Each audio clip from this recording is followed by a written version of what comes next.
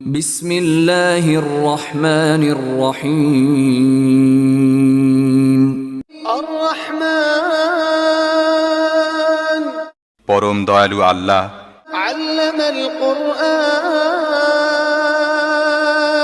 এ কোরআনের শিক্ষা দিয়েছেন। خلق الإنسان علمه البيان তিনি মানুষকে সৃষ্টি করেছেন এবং তাকে কথা শিখিয়েছেন। الشمس والقمر بحسبان والنجم والشجر يسجدان সূর্য ও চন্দ্র একটি হিসেবের অনুসরণ করছে এবং তারকারাজি ও গাছপালা সব সিজদাবনত। والسماء رفعها ووضع الميزان আসমানকে তিনি সুউচ্চ করেছেন এবং দাড়িপাল্লা কায়েম করেছেন।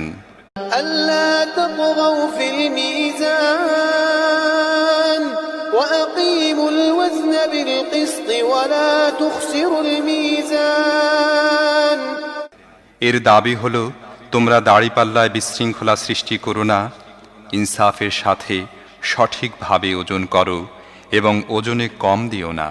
والأرض وضعها للأنام পৃথিবীকে তিনি সমস্ত সৃষ্টির জন্য বানিয়েছেন।